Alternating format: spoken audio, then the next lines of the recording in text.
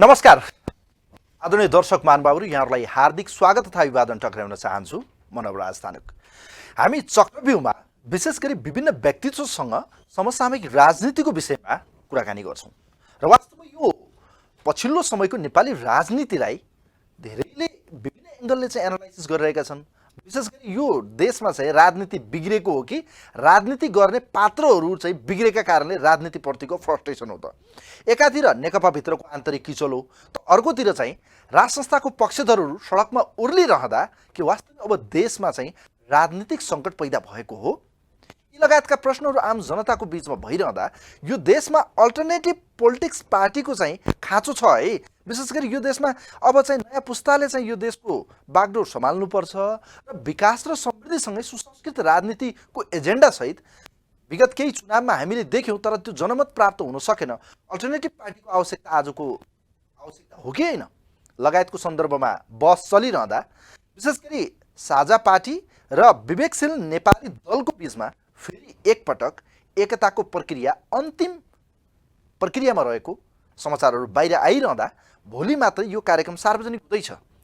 अब यसको औचित्य र आवश्यकता के, अबका रणनीति के र आम जनताले मूलधारका पार्टीहरूबाट के अल्टरनेटिभ पार्टीलाई चाहिँ आत्मसात र त्यो मत जाहेर गर्न सक्ने सम्भावना छ कि छैन लगायतको सन्दर्भमा रहेर आज विशेष यो चक्रव्यूहमा कुराकानी गर्छौँ। हामीसँग यसै सन्दर्भमा कुराकानीका निम्ति साझा पार्टीका बडो बौद्धिक व्यक्तित्व प्रभावशाली नेता केन्द्रीय सदस्य केशव दाहाल आजको अतिथि हुनुहुन्छ। उहाँलाई म कार्यक्रममा वेलकम गर्न चाहन्छु। दाहालज्यू नमस्ते, वेलकम। नमस्कार। एकता प्रक्रियाको यो खुसियाली तपाईँहरूमा पक्कै होला। पक्का। एकचोटिको यो लागेको घाउ फेरि कोटिरह हो कि यो अब मलमपट्टि लाउने प्रक्रियामा तपाईँहरू अगाडि बढ्नुभयो, के हो खास यो भन्नुहोस् त? यसो हेर्दाखेरि वास्तवमा विवेकशील नेपाली दल र साझा पार्टी बिचमा हुन गइरहेको यो दोस्रो एकीकरण हो। तर अनुभवको हिसाबले हामीले हेऱ्यौँ भने यो दोस्रो एकीकरण त हो, तर नितान्त भिन्न एकीकरण हो पहिलेको भन्दा। पहिलेको एकीकरणमा दुईटै पार्टीहरूको बिचमा एक खालको जोस थियो है, अलिकति वैकल्पिक पार्टीको आग्रह पनि थियो र अलिकति तपाईँको अनुभवहीनता पनि थियो।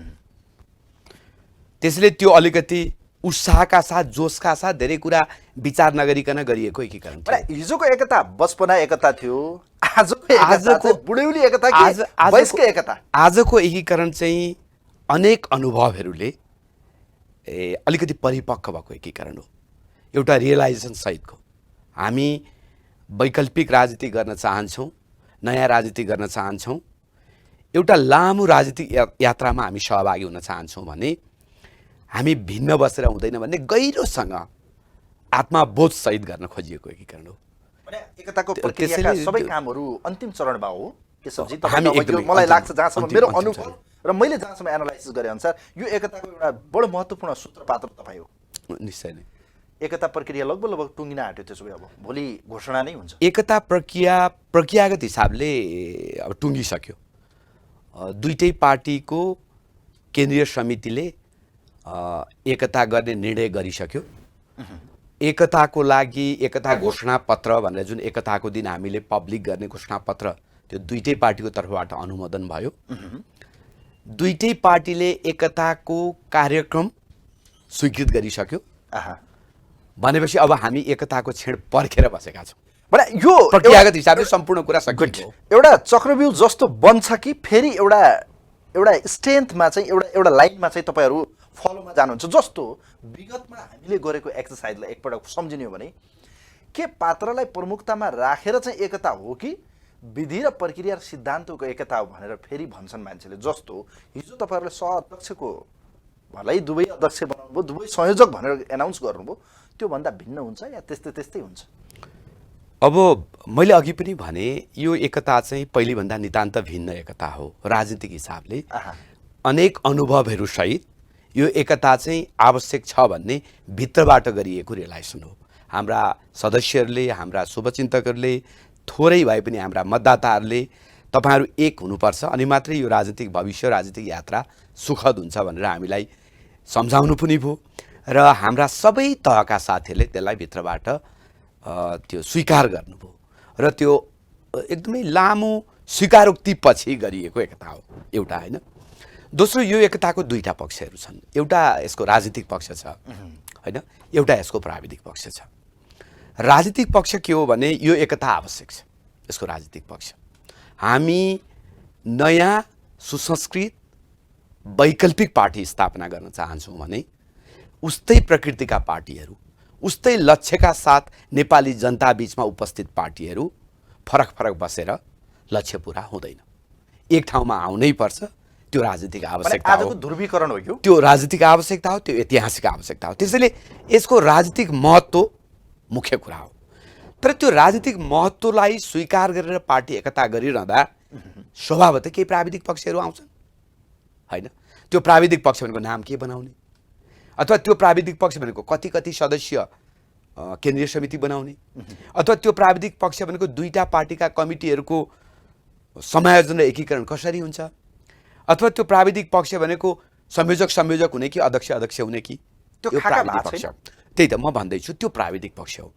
तपाईँले भनेको जस्तै प्राविधिक पक्षमा कतिपय मान्छेहरूका आफ्नै खालका हाम्रो एकीकरणलाई लिएर प्रश्नहरू होलान्, होइन? फेरि संयोजक अथवा अध्यक्ष संयोजक। आज मात्रै तपाईँले कतिको हेर्नु भएको छ? तपाईँकै पार्टीका पूर्व दिग्गज व्यक्तित्व प्रवक्ता समेत रहेका डाक्टर सूर्यराज आचार्यको ट्विट हेर्नुभयो भने यो व्यक्तिवादी लडाइँ हो, यसले केही नयाँ दिशा दिँदैन है, यी पुराना र नयाँमा केही फरक छैन भन्ने आशयका साथ उहाँले पदीय लोलुपताको संज्ञा दिनुभएको छ। मलाई लाग्छ अब डाक्टर सूर्यराजको ट्विट मैले हेरेको पनि छैन, होइन? मलाई थाहा छैन उहाँले कुन सन्दर्भ कुन प्रसङ्गमा भन्नुभयो। मूलत राजनीतिक रूपमा यो एकीकरण आवश्यक छ। एउटा वैकल्पिक पार्टी निर्माणको लागि यो अनिवार्य शर्त हो र यो एकीकरण गरिरहँदाखेरि केही प्राविधिक पक्षहरू हाम्रो अगाडि उपस्थित थिए। ती चिजहरूलाई हामीले धेरै ठुलो विषय बनाएका छैनौँ। प्राविधिक पक्षले यो एकीकरणलाई अवरुद्ध गर्नु हुँदैन भन्ने हाम्रो मोटिभेसन। तर आजसम्मका यी अन्य दलहरू पनि सँगसँगै जस्तो केशव सर, दलहरू र आजको दलले पनि त्यही पदीय लोलुपता जुन आरोप लाग्दै आएको छ, त्यही एक्सर्साइज भन्दा हामी फरक हुन नसक्दा हिजो एउटा गल्ती भयो, फेरि त्यो गल्तीलाई सुधार्ने मौका हो कि यो आत्मआलोचना सहितको एकता हो? होइन, डेफिनेटली अब पहिले हामी फुट्नु हुँदैन थियो। त्यसैले एकताको प्रसङ्गमा नै हामीले भनेका छौँ यो आत्मआलोचना पनि हो, रियलाइजेसन हो। तर तपाईँले जुन पदलोलुपताको कुरा गर्नुभयो नि, हाम्रो पार्टीमा के छ र पदलोलुप हुनु? व्यक्ति सर्वे सर्वाको कुरा आउँछ। कुन पद? जसले पनि रविन्द्र मिश्रको मात्रै पार्टी भनियो, पार्टीको नाम चाहिँ जहिले अगाडि आउनु पर्थ्यो रविन्द्र मिश्रको जस्तो चाहिँ एउटा ट्याग किन लायो भन्ने कुन पद छ भन्नुहोस् त? यदि हामी पदलोलुप भएको भए पार्टीभित्र सयौँ पद सिर्जना गर्थ्यौँ नि। संयोजक, अध्यक्ष, महासचिव, उपाध्यक्ष, सचिव, कोषाध्यक्ष। पदलोलुप भएको भए तपाईँ हेर्नुहोस् त, पार्टीमा जस्तो पार्टीकै पूर्व केही साथीहरू छुटेर गए या उहाँहरू चाहिँ ब्याक हुनुभयो या उहाँहरू अग्रगामी छलाङमा हुनु होला। डाक्टर सूर्यराज आचार्य र मुमाराम खनालकै कुरा गर्ने भने पार्टीमा चाहिँ विधि सिद्धान्त भन्दा पनि यी दलहरू पनि पुरानै किसिमको भए तसर्थ चाहिँ त्यहाँ बसिरहन आवश्यकता छैन भनेर कोही अन्तर्वार्तामा उहाँले दिएको कुरा सुनिन्छ। हेर्नुहोस् त्यो के हो त्यसो भए? पहिलो कुरा त मैले अघि पनि भने यो पदलोलुपहरूको एकता होइन, किनभने हाम्रो पार्टीमा पदै छैन। यदि कोही पनि हाम्रो पार्टीको नेताहरू पदलोलुप हुनुहुन्थ्यो भने हामी दर्जनौँ पदहरू सिर्जना गर्थ्यौँ। नेपालमै यस्ता पार्टीहरू छन् जसले तपाईँको चाहिँ 5-7 जना उपाध्यक्ष, तपाईँको 4-5 जना महासचिव, 2-3 जना कोषाध्यक्ष भएका पार्टीहरू पनि छन्। हामीले त पार्टीमा विशुद्ध तपाईँको संयोजक, अध्यक्ष भनेर भन्यौँ।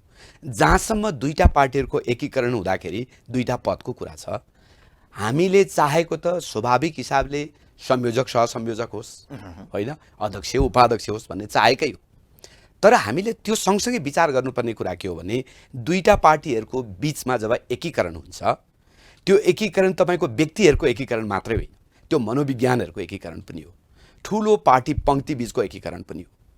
र त्यो एकीकरणलाई हामीले समानताको आधारमा, इक्वल फुटिङको आधारमा एकीकरण बनाउन सकेनौँ भने त्यो एकीकरण दिगो हुँदैन। त्यसैले राजनीतिक रूपमा यो इक्वल फुटिङमा भएको एकीकरण हो, समानताको आधारमा भएको एकीकरण हो। राजनीतिक रूपमा यो दुईटा पार्टीलाई एक बनाएर वैकल्पिक राजनीति स्थापित गर्नु छ, त्यसले त्यो आवश्यकताको आधारमा भएको एकीकरण हो।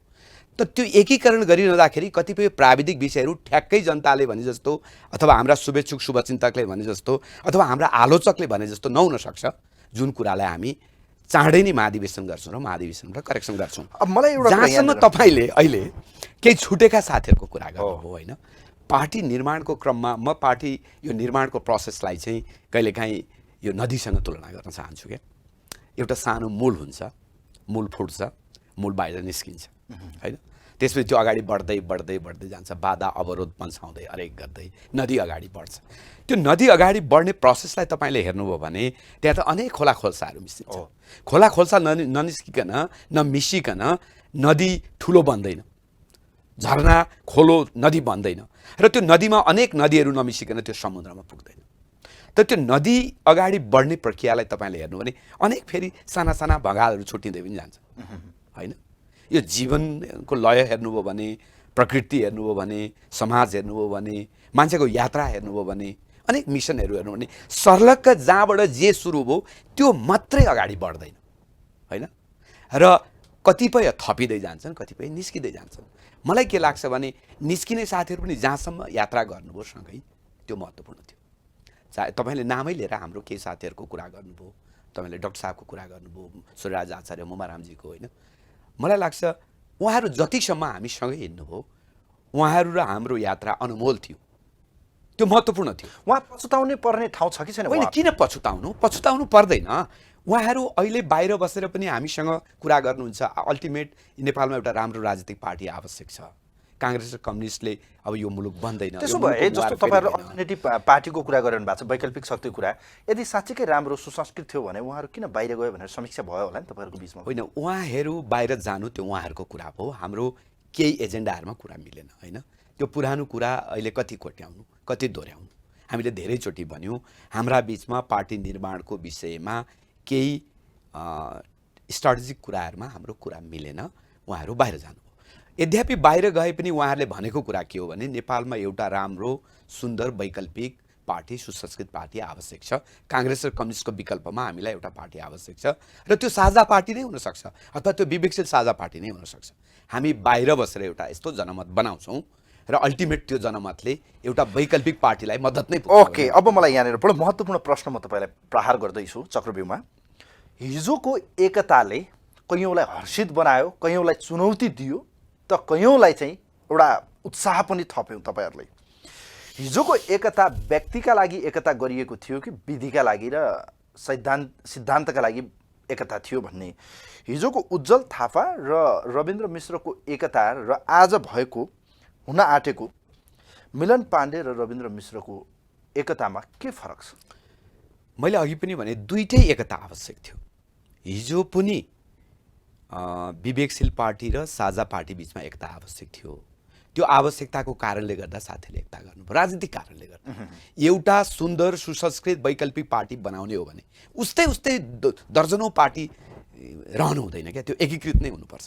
त्यसैले हिजोको एकता आवश्यक थियो, तर त्यो एकता थाम्न सक्नु भएन साथीहरूले। अनेक अनुभव जन्य कमजोरीको कारणले गर्दा, अनेक आन्तरिक कारणहरूले गर्दा त्यो एकता टिकेन। त्यो दुःखद कुरा हो, त्यो दुर्भाग्यपूर्ण कुरा हो। र जब एकता टिकेन, पार्टी टुक्रियो र भिन्न भिन्न बसेर अनुभव गरियो कि वास्तवमा यसरी भिन्न बसेर त हुँदैन, भिन्न बसेर हामी लक्ष्यमा पुग्न सक्दैनौँ, भिन्न बसेर हाम्रो अगाडि जुन चुनौती छ त्यो चुनौतीको सामना गर्न सक्दैनौँ। र पहिले जहाँनिर हामीले गल्ती गऱ्यौँ त्यो गल्तीलाई अब सुधार्नुपर्छ र क्षमा याचना सहित अब नयाँ अनुभव साथ हामी अगाडि जानुपर्छ। भने आजको एकता व्यक्तिका लागि होइन, सिद्धान्तका लागि यो आजको आवश्यकता हो। त्यसो भए पार्टीको एकीकरण जुन पार्टी सत्तामा छैन, जुन पार्टी एकीकरण पछि लगत्तै सत्ता प्राप्त गर्दैन होइन, जुन पार्टीले पाउनु केही छैन अहिले होइन, त्यो पार्टीको एकता तपाईँको मिसनको एकता हो क्या, यो तपाईँको व्यक्तिको के एकता हुन्छ? ओके, अब जस्तो मलाई यहाँनिर एउटा कुरा भनिदिनु न, मान्छेले एउटा आक्षेप लगाउँछन्, हेर्नुहोस् यो प्रश्न सोध्नै पर्छ आजको यो कार्यक्रममा। यो नेपालमा शक्तिहरूले फुटाइदिने जुटाइदिने एउटा यो कुनै नयाँ खेल पनि होइन भन्छन्। हिजो साझा थियो त्यसलाई फुटाइदिए, अलग अलग पारिदिए। काङ्ग्रेसमा पनि कहिलेकाहीँ खैला बैलै मच्या हुन्छ। अहिले नेकपा भित्रको विवादको पनि एउटा जड देख्नु भएको छ। मधेसबाट 12-13 टुक्राबाट बल्ल बल्ल एउटा बनाइदिएको छ, यो देखिन्छ अवस्था। मैले यहाँनिर यो स्वाभाविक अस्वाभाविक प्रश्न गरेँ भने म सही हुन्छु गलत हुन्छ? यो देशी विदेशी प्रतिक्रियावादी या डिजाइनमा चाहिँ यो किसिमको एकतालाई तपाईँहरू बिचमा नजिक ल्याउने काम बाह्य शक्तिको यो प्रभाव हो भनेर भन्दा के हुन्छ? मलाई लाग्छ अब बाह्य शक्तिको मलाई त्यो थाहा छैन किनभने अब तपाईँ हामी यसरी हेरौँ निश्चय नै भू राजनीतिक स्वार्थहरू हुन्छन् र अब सरकार कस्तो बनाउने पार्टीहरूभित्र ठुला पार्टीहरूभित्रको शक्ति सन्तुलन कसको पक्षमा कसरी निर्धारण गर्ने यो ठुला पार्टीहरू बिचमा यस्ता खेलहरू हुन सक्छन् सरकार बनाउने र विघटन गर्ने कुरामा यस्ता खेलहरू हुन सक्छन् हाम्रो जस्तो भू राजनीतिक अवस्थितिमा भएको देशमा तर हाम्रो जस्तो पार्टी जुन पार्टी बन्दैछ र अहिले धेरै तपाईँको चाहिँ यो खालका लफडाहरूमा सहभागी छैन हाम्रो पार्टीको लागि तपाईँको चाहिँ त्यो त्यति धेरै ठुलो न देशी विदेशी तपाईँले भने जस्तै शक्तिको लागि चासोको कुरा हो न हाम्रै आन्तरिक हिजो फुटाउँदा या फुटेर चुइटेर जाँदा पनि त मनमा त लागेको थियो होला नि अनेस्टली आज भन्दा यो कसैले फुटाइदिएर हो कि यो किन फुट्यो होला नि भनेर मलाई लाग्छ अब कहिलेकाहीँ कस्तो हुन्छ भने अब पार्टीभित्र जब हाम्रो अनुभव कम छ नयाँ पार्टी होइन स्वाभाविक हिसाबले अनुभव कम भएपछि कतिपय सामुन्य आउने द्वन्द्वहरूको समाधान गर्ने कुरा पार्टीमा विभिन्न तहका व्यक्तिहरूको निजी मनोविज्ञानलाई व्यवस्थापन गर्ने कुरामा अलिकति भाँति पुग्दैन र भाँति नपुगेपछि पार्टीमा गडबडी सुरु हुन्छ त्यो गडबडीलाई अब म देशी विदेशी प्रतिक्रियावादी त भन्दिनँ तर अलिकति देशभित्रकै केही इन्ट्रेस्ट ग्रुपहरूले चाहिँ खेल्छन् हाम्रो जस्तो पार्टीमा ल ठिक छ ठुलो पार्टीमा देशी विदेशी प्रतिक्रियावादीहरू पनि होलान् तर हाम्रो पार्टीमा चाहिँ केही अब त्यो हुन्छ ओके मलाई एउटा त्यसो भए यसैमा क्रस गरौँ नि त नेपालमा कुनै पनि राजनीतिक दल विदेशीको इसारा बिना चल्दैनन् नेपाली जनताको भावनाभन्दा बाहिर जान्छन् भनेर यो आरोप लाग्छ के साझा पार्टी या अब बन्दै गरेको एकता पछिको विवेकशील साझा पार्टी के साँच्चीकै जनताको भावनालाई शिरोधार्य गरेर नेपाल र नेपालीका लागि काम गर्न सक्ने लागत राख्न सक्छ भनेर भन्दा के हुन्छ यो हामीले हाम्रो देशभित्र पार्टी बनायौँ यो पार्टीमा हामी छौँ यो पार्टी राष्ट्रिय स्वार्थबाट परिलक्षित छ नेपाली जनताको पछिल्ला सपनाहरू सम्बोधन गर्ने हाम्रो मूल लक्ष्य हो र जनमतले सबै कुरा निर्धारण हुन्छ भनेपछि मलाई लाग्छ यो देशी विदेशी प्रतिक्रियावादी भनेर एउटा अमूर्त शत्रु निर्माण कसैलाई सिंहदरबार के अरे तपाईँको नारायण हिटीको बिल्ला भिडाइयो हिजोको पञ्च भनिएर या मण्डले भनेर कसैलाई भारत परस्त दक्षिणपन्थी भन्छन् या तपाईँले देख्नु भएको छ कोही उग्रपन्थी भनेर तपाईँको उत्तरतिर भिडाइदिने छ अनि यो भनिरहँदा चाहिँ साझा पार्टी कतातिर गयो यो साझा पार्टी कतै छैन साझा पार्टी चाहिँ यो देशभित्र छ देशको पछिल्लो नेपाली जनताका पुरा हुन नसकेका सपनाहरूमा केन्द्रित छ त्यो सपना देखिरहेछ र हामी देशी विदेशी प्रतिक्रियावादी कहाँ छन् त्यो हामीलाई थाहा पनि छैन होइन उनीहरूसँग हाम्रो कहीँ जम्काभेट छैन तर तपाईँले भनेको सत्य कुरा हो कि ठुला पार्टी र सरकार जहाँनेरि छ जुन हिसाबले उसले यो भू राजनीतिसँग यो डिल गरिरहेछ होइन कहिले यताको कार्ड कहिले उताको कार्डको हिसाबले त्यसले तपाईँको नेपाली जनतालाई यी सबै बिकेका छन् सबै पार्टीहरूमा विदेशीहरूको चलखेल छ सबै पार्टीहरूमा विदेशीहरूको प्रभाव छ भन्ने एउटा भ्रम छ होइन तर हामीले जस्तो कूटनैतिक निर्देशिकाको हामी कुरा गर्ने गर्छौँ कहिलेकाहीँ हाम्रो पार्टी मात्रै सायद यस्तो पार्टी होला होइन चुनावमा हामी त पाँचौँ पार्टी हौँ सानो पार्टी भए पनि अथवा चौथो पार्टी हौँ अहिले जनमतको हिसाबले कतिपय मान्छेले राष्ट्रिय प्रजातन्त्र पार्टीको कुरा गर्छन् राष्ट्रिय प्रजातन्त्र पार्टीभन्दा धेरै ठुलो पार्टी हो हाम्रो पार्टी जनमतको हिसाबले तर हामीले कुनै विदेशी न राजदूतसँग भेट्छौँ हामी होइन न हामी कुनै दूतावाससँग जान्छौँ न कुनै विदेशी शक्तिहरूसँग हाम्रो जम्काभेट हुन्छ हामीले कूटनैतिक निर्देशिका बनाइरहेछौँ र कोही पनि मान्छेसँग हाम्रो भेटघाट भयो भने हाम्रो परराष्ट्र मन्त्रालयको प्रोटोकलभित्र बसेर चाहिँ भेटघाट गर्नुपर्छ भन्ने मान्छे उहाँले भने नेताहरूकै इच्छा शक्तिका कारणले यो सम्भव भएको हो यो हाम्रो पार्टी तपाईँको चाहिँ यस्ता खालका अनेक स्वार्थ समूहहरूबाट भिन्न परछ तर दुर्भाग्य ठुला पार्टीहरू र सरकार अहिले जुन हिसाबले यो भू राजनीतिक संवेदनशीलतालाई गिजोलिरहेछ त्यो दुर्भाग्य हो अब मलाई त्यसो भए एउटा कुरा बताउनुहोस् यहाँनिर धेरैले अहिले प्रश्न खडा गर्छन् हेर्नुहोस् कसले के एजेन्डा लिइरहेको छ भन्ने आफ्नै छ समाजवादको एउटा यात्रा छ एकातिर तपाईँको काङ्ग्रेसले एउटा लोकतान्त्रिक एजेन्डा लिएको छ, मधेसवादी भनौँ या अहिलेको जनता समाजवादी पार्टीले एउटा आफ्नो एजेन्डा छ। केही पङ्क्ति यतिखेर सडकमा राज संस्थाको पक्षमा पनि वकालत गरिरहँदा अबको रणनीति र अबको कार्यदिशा तपाईँहरूको एकता या एकतासँगै जोडिएको राजनीतिक सिद्धान्तका कुरा गरौँ या फिलोसोफीका कुरा गरौँ या तपाईँहरूले लिने एजेन्डाको कुरा गर्ने हो भने तपाईँहरूको मार्गनिर्देशन या तपाईँहरूको गन्तव्य के हो? होइन, हामी कुरा स्पष्ट छ। हाम्रो पार्टी आजको पुस्ताको पार्टी हो। आजको पुस्ताको पार्टी स्वभावतः कम्युनिस्ट पार्टीभन्दा प्रगतिशील हुन्छ, होइन? र यो राजावादी अनेक खालका पुरातन जुन सोचहरू छन् त्योभन्दा प्रोग्रेसिभ हुन्छ। हामी कन्जर्भेटिभ लेफ्ट, तपाईँलाई एउटा शब्द भनौँ, यो कन्जर्भेटिभ भन्ने कुरा चाहिँ यो राजावादीहरू मात्रै कन्जर्भेटिभ होइन। नेपालमा एउटा लेफ्ट कम्युनिस्टहरूको जमात छ जुन कन्जर्भेटिभ हो। हामी कन्जर्भेटिभ कम्युनिस्ट अथवा कन्जर्भेटिभ लेफ्ट अथवा कन्जर्भेटिभ राइटिस्ट, जसलाई हामीले चाहिँ अलिकति दरबारसँग यो अनेकसँग जोड, त्यो दुईटै भन्दा भिन्न पार्टी हौँ र हामी अग्रगामी प्रोग्रेसिभ पार्टी बनाउँछौँ। ल ठिक छ। तपाईँहरूले एउटा बिचमा चाहिँ एउटा नारा दिनुभएको थियो, राष्ट्र निर्माता पृथ्वीनारायण शाहलाई राष्ट्रिय विभूषण दिने कि या तपाईँहरूले चाहिँ एउटा प्रतीकको रूपमा राख्नुपर्छ, एकताको प्रतीक राष्ट्रपिता नै पृथ्वीनारायण शाहलाई मान्नुपर्छ जस्तो प्रदर्शन नै गरियो फेरि? त्यो होइन, त्यो ठ्याक्कै प्रदर्शन भनेर त मलाई सम्झना छैन, होइन?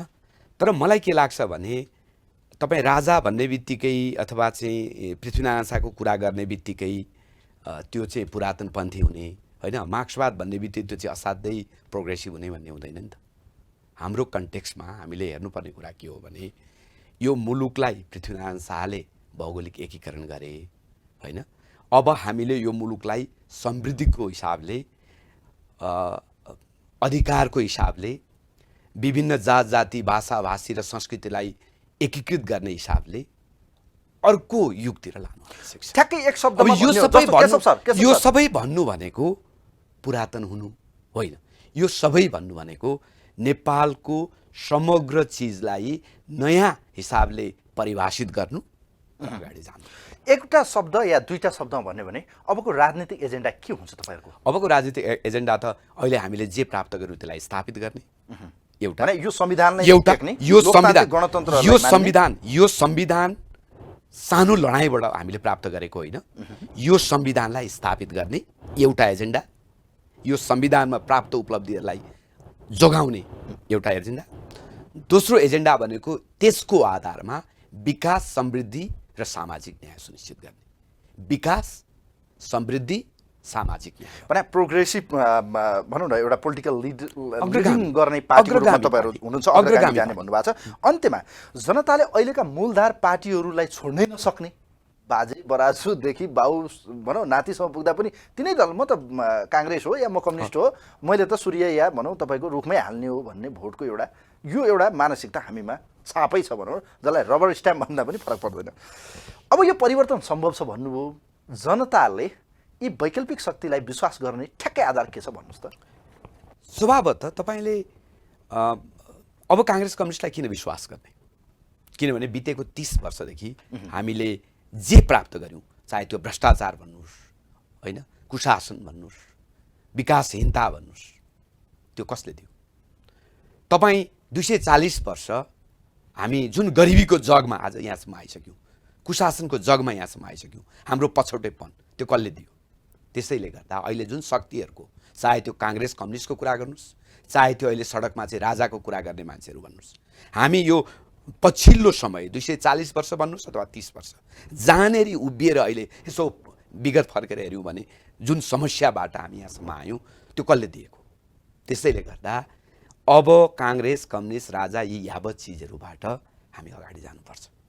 र अबको समस्या चाहिँ के रहेछ त? त्यसो भए यति हेरिरहँदा राजनीतिमा तपाईँ लामो अनुभव पनि छ, छोटोमा धेरैले कसले के भन्छन्, कसले नेता भ्रष्टाचारी भयो भन्छन्, कसले यो देशै यस्तै हो भन्छन्, कसले विदेशीले काम गर्न दिएन भन्छन्, तर तपाईँले बुझे अनुसार यो देशको समस्या चाहिँ के रहेछ? इच्छा शक्ति नै छैन राजनीतिक नेतृत्वमा। पुरानो राजनीतिक नेतृत्वमा इच्छा शक्ति छैन, पुरानो राजनीतिक नेतृत्वमा सिप छैन, ज्ञान छैन, पुरानो राजनीतिक नेतृत्वले आजको पुस्ताको सपना के हो भन्ने कुरा बुझेकै छैन। यी सबै सम्भव तपाईँहरू तुल्याउनुहोस्, विवेकशील नेपाली दल र साझा पार्टीको एकताको पूर्व सन्ध्यामा बडो महत्त्वपूर्ण समय र विचार प्रदान गर्नुभयो। म यहाँप्रति हार्दिक धन्यवादसँगै यहाँहरूको पार्टी एकताको हार्दिक शुभकामना व्यक्त गर्न चाहन्छु। धेरै धेरै धन्यवाद यहाँलाई। हस्, थ्याङ्क यू सो मच। आदरणीय दर्शक महानुभाव, आजको यो विशेष कार्यक्रम चक्रव्यूहमा हामीसँग विवेकशील नेपाली दल र साझा पार्टी बीचमा चाहिँ एकता हुनु पूर्व सन्ध्यामा हामीले कुराकानी गऱ्यौँ साझा पार्टीका प्रभावशाली नेता केन्द्रीय सदस्य केशव दाहालसँग।